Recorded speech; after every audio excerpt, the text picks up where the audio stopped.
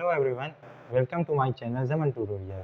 जैसे कि आप लोग जानते हैं कि हम लोग यहाँ छोटी-छोटी वीडियो से बहुत ही इंटरेस्टिंग टॉपिक को सीखते हैं, बहुत ही आसान और मज़ेदार तरीके से।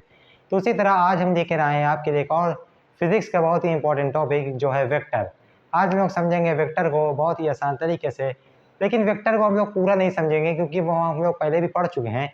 आज हम लोग सिर्फ उसके प्रोडक्ट के बारे में देखेंगे कि वेक्टर के प्रोडक्ट को कैसे सॉल्व करते हैं। तो चलिए शुरू करते हैं बिना किसी टाइम को वेस्ट करें। और अगर आपको हमारी वीडियो से कुछ नया सीखने को मिले तो अपने दोस्तों को शेयर करिएगा और लाइक सब्सक्राइब करना ना भूलिएगा। तो शुरू करते हैं।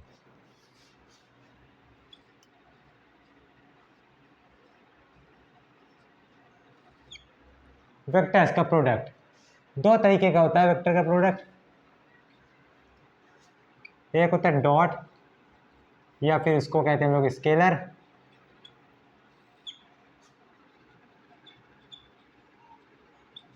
और दूसरा होता है क्रॉस या फिर वेक्टर प्रोडक्ट।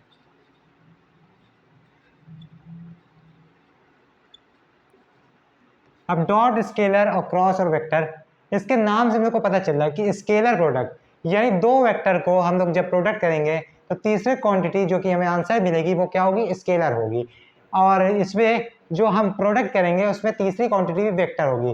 तो हमने हो सकता है आप लोग को स्केलर वेक्टर ना पता हो तो बता देते हैं। स्केलर वो होता है जिसमें सिर्फ मैग्नीट्यूड होता है और वेक्टर वो होता है जिसमें मैग्नीट्यूड के साथ साथ डायरेक्शन भी होता है। फॉर एग्जाम्पल हमारी स्पीड स्केलर होती है क्योंकि हम लोग स्पीड को बताते हैं 60 किलोमीटर पर आवर, तो वो हमारी हो गई स्केलर क्वांटिटी। और वेक्टर क्वांटिटी इसके साथ डायरेक्शन भी, अगर हम बता दें कि हम 60 किलोमीटर पर आवर जा रहे थे नॉर्थ की तरफ, तो ये हो गई हमारी वेक्टर क्वांटिटी क्योंकि इसमें हमारा डायरेक्शन भी शामिल है।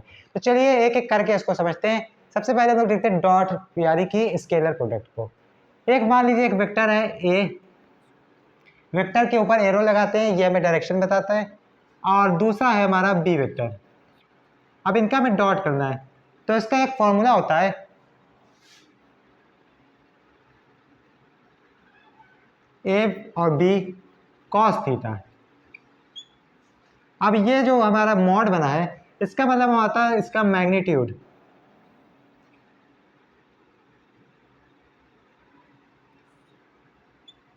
और वेक्टर की एक बेसिक, स्केलर प्रोडक्ट की एक बेसिक प्रॉपर्टी भी होती है, जैसे आई जे के आप लोग जानते होंगे। आई एक्स एक्सिस की तरफ होता है, जे वाई एक्सिस की तरफ होता है और के जेड एक्सिस की तरफ होता है। तो हम लोग अगर इनको आपस में, और इनको हम लोग यूनिट वेक्टर बोलते हैं, अगर इनको हम लोग आपस में डॉट प्रोडक्ट करें तो इनका आंसर 1 आता है। जैसे आई डॉट आई 1 होता है और यही जे डॉट जे भी होता है और यही के डॉट के भी होता है।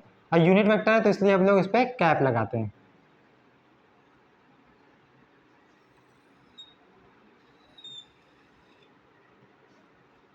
ठीक।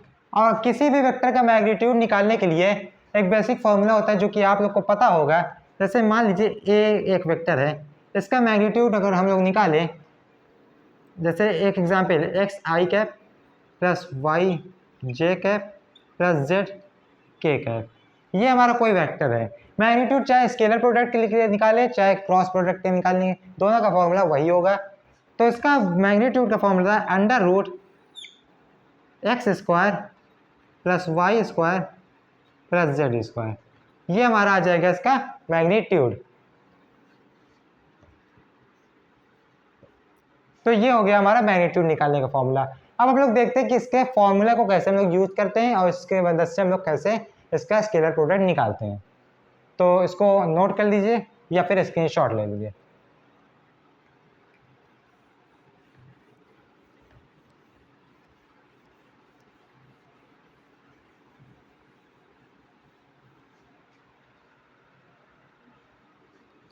अब मान लीजिए कि हमें इसका एक एग्जाम्पल दिया गया था, ए जो है 1,2,3 है और बी हमारा जो है वो 3,-2,4 है।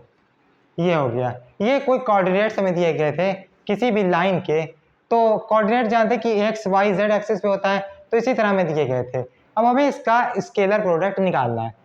तो अगर ये इसका स्केलर प्रोडक्ट हमें निकालना है और मान लीजिए इन दो लाइन के बीच में जो थीटा एंगल हमारा वो है 60 डिग्री का। तो अब इनका हम लोग निकालेंगे डॉट प्रोडक्ट। अब किस तरह से भी हम लोग लिख सकते हैं इनको, 1 आई कैप प्लस 2 जे कैप प्लस 3 के कैप, और बी को हम लोग लिख सकते हैं 3 आई कैप माइनस 2 जे कैप प्लस 4 के कैप। तो ये हमारा ए और बी वेक्टर हो गया। तो अब हमें इसका मॉड रखना है और कॉस थीटा निकाल के हमें निकाल लेना है। अब इसका मॉड निकालने का फॉर्मूला हमने आपको अभी पहले बताया कि इसको हम लोग सबको स्क्वायर कर लेंगे। 1 का स्क्वायर 1 होता है, 2 का स्क्वायर 4 प्लस 3 स्क्वायर 9, तो यानी 1 स्क्वायर 4 प्लस 9 13 प्लस 14 रूट 14 इसका आएगा आंसर। अब इसके बाद हम लोग बी का निकाल लेते हैं मैग्नीट्यूड। बी के मैग्नीट्यूड निकालने के लिए 3 का स्क्वायर माइनस 2 का स्क्वायर प्लस 4 का स्क्वायर 9 हो जाएगा, इसका स्क्वायर माइनस 2 का स्क्वायर 4 हो जाएगा प्लस 4 का स्क्वायर हमारा 16 हो जाएगा। तो इसका आंसर हमारे पास आ जाएगा रूट 29। अब इसको सिंपली फॉर्मूले में पुट कर देंगे हम लोग। इसका मॉड ए का रखेंगे रूट 14 और इसका रख देंगे मॉड बी का माइनस रूट 29। अब cos 60 की वैल्यू आप लोग को पता होगा कि 1/2 होती है, तो 1/2 रख देंगे। तो अब इसको हम लोग सॉल्व करके लिख देंगे,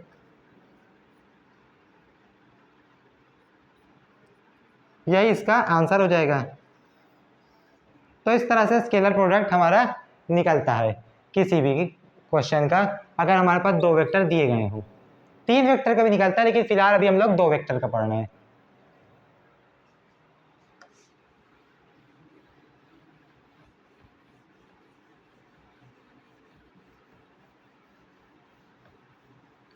तो ये हमारा स्केलर प्रोडक्ट निकालने का तरीका था।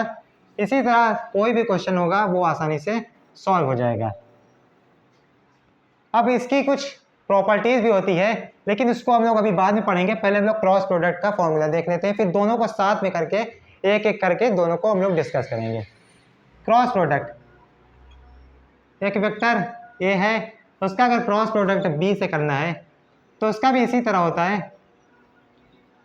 पर उसका साइन थीटा, यहाँ पे लोग साइन थीटा यूज करेंगे और एन कैप इसकी क्या होगी, डायरेक्शन होगी, क्योंकि इसमें वेक्टर आएगा। एन कैप डायरेक्शन होती है जो कि हमारी निकलती है राइट हैंड थंब रूल से।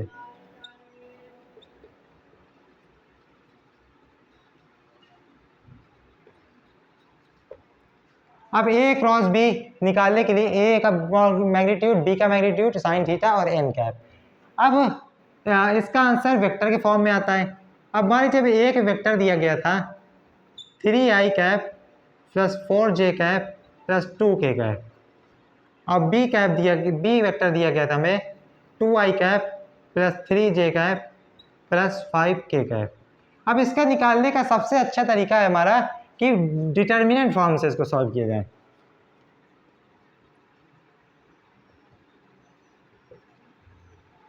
अब डिटर्मिनेंट फॉर्म क्या होता है, देखिए हम लोग एक मैट्रिक्स बनाएंगे, आई लिख देंगे जे के।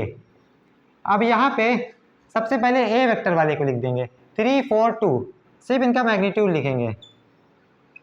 अब नीचे बी वेक्टर वाले को लिख देंगे 2 3 एंड 5। अब इनको जैसे कि हम लोग मैट्रिक्स को सॉल्व करते हैं, मैट्रिक्स हम लोग मैथ में 10th 11th और 12th तीनों साल पढ़ते हैं। तो मैट्रिक्स को सॉल्व करने के लिए पहले हम लोग क्या करते हैं, एक रो को ढक देते हैं और एक कॉलम को ढक देते हैं, फिर जो बचता है उनको क्रॉस मल्टीप्लाई कर देते हैं। तो सबसे पहले इसमें क्या लिखेंगे हम लोग, एक आई लिख देंगे, ब्रैकेट बना देंगे, पहले आई प्लस में रहेगा, फिर माइनस लिखेंगे जे, फिर एक ब्रैकेट बना देंगे, फिर प्लस लिखेंगे के का, फिर एक ब्रैकेट बना देंगे। अब चलिए इन ब्रैकेट को हम लोग भरते हैं। अब आई का सॉल्व करना है तो हम लोग को आई वाली रो और आई वाली कॉलम को हम लोग को छुपा देना। आई वाली रो आई वाली कॉलम को हम लोग छुपा दिया। अब हमारे पास 4 2 और 3 5 बचा। अब इन दोनों को मल्टीप्लाई करने पे 4 5 जा 20 आ जाएगा, बीच में माइनस लगेगा, हमेशा याद रखिएगा, और 3 2 जा 6। तो ये आप लोग ने आई का कॉलम भर दिया है। अब उसके बाद जे के लिए हम लोग ने जे की रो बंद करी और जे का कॉलम बंद किया। तो अब 3 5 15, -2 to 4। अब के का कॉलम बंद कर देंगे और के की रो बंद कर देंगे, तो 3 3 9 बचा, 3 3 9 और 4 और 2 8, तो यानी 9 - 8। अब इसको सॉल्व करते हैं, हमारे पास आ गया 20 - 6 14 आई कैप, 14 आई कैप। अब माइनस 15 में 4 जाएगा 11 और -11 जे कैप। अब यहाँ पे हमारे पास 1 बचा यानी प्लस के कैप। ये हमारे पास इसका आंसर आ गया। अगर आपको मैग्नीट्यूड निकालने को भी बोला है तो आप लोग मैग्नीट्यूड निकाल सकते हैं, जैसे कि अंडर रूट करके सबका स्क्वायर करके, तो इस तरह से हमारा मैग्नीट्यूड भी निकल जाएगा। और जिस तरह से अभी हम लोग ने वो वाला क्वेश्चन किया कोऑर्डिनेट वाला, उस तरह से भी कर सकते हैं, इसमें साइन थीटा की वैल्यू रख दी जाएगी तो आपका आंसर आ जाएगा। उसमें √14 और √29 आया था हमारा मैग्नीट्यूड ए और बी का, उसी क्वेश्चन का अगर हम करें तो, लेकिन वहाँ कॉस हम लोग ने 60 डिग्री रखा था 1/2, साइन 60 डिग्री होता है √3/2, तो उसी जगह √3/2 रख देंगे, तो √3/2 इंटू √14 इंटू √29 हमारा आंसर आ जाएगा। तो ये आसान तरीका होता है डिटर्मिनेंट मेथड से सॉल्व करने का किसी भी क्रॉस वेक्टर को। और एक इसकी प्रॉपर्टी ये भी होती है, अगर हमारा क्रॉस प्रोडक्ट 0 आ जाए, यानी वो वेक्टर जो थे वो कोलिनियर थे, यानी एक ही लाइन पे आ रहे थे। बहरहाल ये प्रॉपर्टी है, अभी हम लोग प्रॉपर्टी भी डिस्कस करेंगे। तो ये मेथड था, समझ में आ गया होगा आपको, आप लोग इसको नोट कर लीजिए और एग्जाम्पल को आप लोग सॉल्व करिएगा। तो चलिए अब हम लोग इनकी प्रॉपर्टी के बारे में देखते हैं।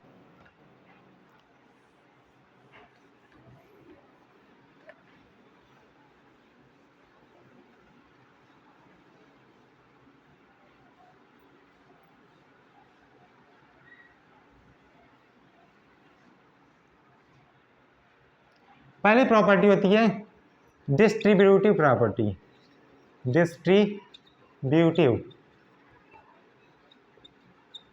प्रॉपर्टी, जो कि ये दोनों ही ओबे करते हैं, यानी A vector dot B vector plus C vector, तो इसका होता है हम लोग इसको दोनों में बांट देंगे, यानी A dot B vector plus A dot C vector. और ऐसे ही अगर क्रॉस होगा तो ये भी दोनों में बढ़ जाएगा उसी तरह से।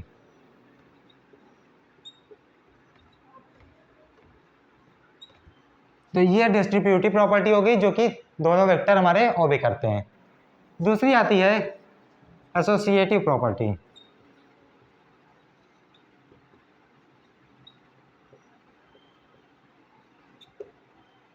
यानी ए डॉट बी वेक्टर जो होगा हमारा वो बराबर होगा बी डॉट ए वेक्टर के, यानी ए डॉट बी वेक्टर जो होगा वो हमारा बी डॉट ए वेक्टर के बराबर होगा। ये हमारा डॉट प्रोडक्ट इसको ओबे करता है। लेकिन हम जहाँ पर क्रॉस प्रोडक्ट की बात करें, अगर ए क्रॉस बी प्रोडक्ट जो होता है वो हमारा बी क्रॉस ए प्रोडक्ट के बराबर, ए क्रॉस बी प्रोडक्ट के बराबर नहीं होता है। ये कभी नहीं होगा, क्योंकि मैट्रिक्स से हम लोगों ने अभी सॉल्व किया तो देखा, अगर ऊपर नीचे हो जाएगा तो हमारा साइन कन्वेंशन भी बदल जाएंगे और हमारी वैल्यू भी कुछ ना कुछ अलग आ जाएगी, यानी नेगेटिव पॉजिटिव का चेंज हो जाएगा। तो फिर ये फॉलो क्या करता है, ये फॉलो करता है हमारा ए क्रॉस बी प्रोडक्ट जो होता है हमारा वो बराबर होता है -b क्रॉस ए प्रोडक्ट के।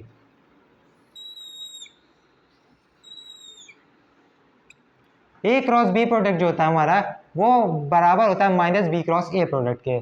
हम लोग अगली वीडियो या फिर किसी और वीडियो में इन सारी प्रॉपर्टीज को प्रूव भी करेंगे कि कैसे ये होता है। अभी फिलहाल हम लोग प्रॉपर्टी को ऊपर ऊपर से देख लेते हैं। दूसरी जो इनकी प्रॉपर्टी होती है कि सेम यूनिट वेक्टर को आपस में डॉट प्रोडक्ट करने पे आंसर 1 मिलता है, और वहीं पे अगर हम इनको क्रॉस प्रोडक्ट कर दें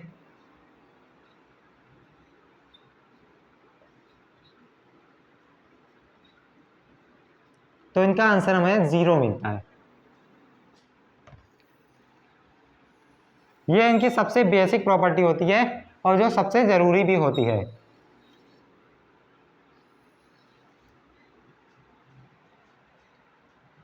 और अगर हमने बताया अभी क्रॉस प्रोडक्ट हम लोग कर रहे हैं डिटर्मिनेंट मैट्रिक्स से, और अगर उसका आंसर 0 आ जाता है तो यानी इसका मतलब होता है कि हमारे जो दो वेक्टर थे वो कोलिनियर है, यानी एक ही लाइन पर आ रहे हैं।